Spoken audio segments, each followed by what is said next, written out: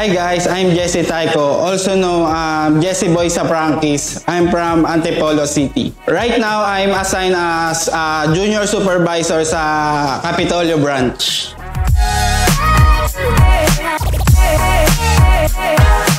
Siguro number 1 yung pagiging mahihain ko. Then pangalawa, pagiging makulit. Yan. Then pangatlo, siguro kaya ko maglaro ng computer games magdamag.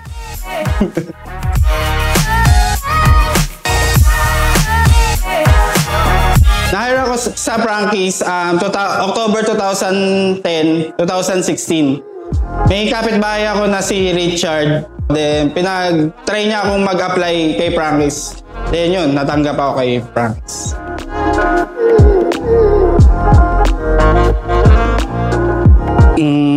Prankies journey ko, nag-start ako kay Prankies as a team member.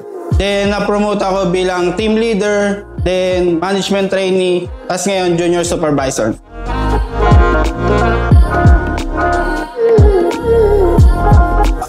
Siguro yung environment.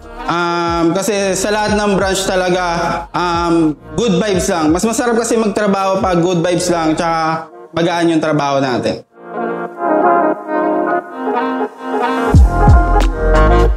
Favorite Prankies memories ko, siguro every time na magiging employee of the month ako dati, nung team member pa ako. Siguro naka-6 ako or 7 na employee of the month. Then, yung pag nasasama ako sa training, katulad ng leadership camp, boot camp, then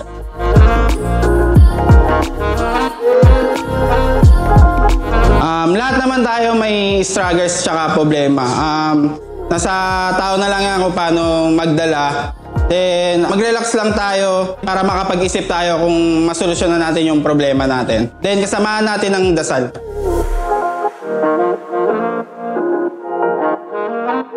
Siguro number 1 na bago yung mindset ko.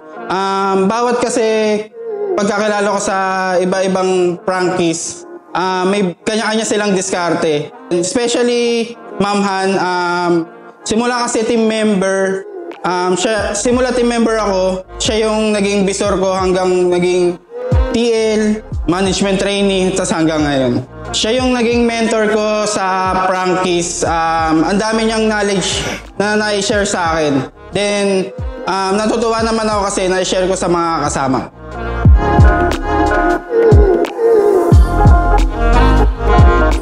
Yung bagong flavor natin ngayon, yung honey sriracha. Siyempre, gusto kong samahan siya ng aioli dip.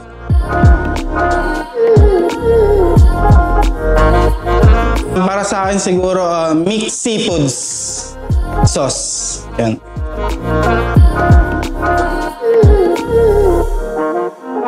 Lahat ng bagay kayang matutunan. Tulad ko, hindi naman talaga ako sa food industry.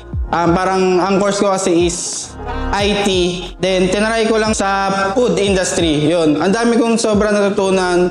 Ultimo, pagluto, hindi pa ako marunong dati nung nag-apply ako rito. Dahil sa mga kasama ko, yan, sa mga turo sa akin, lahat yun nakakuha ko and na-adapt ko.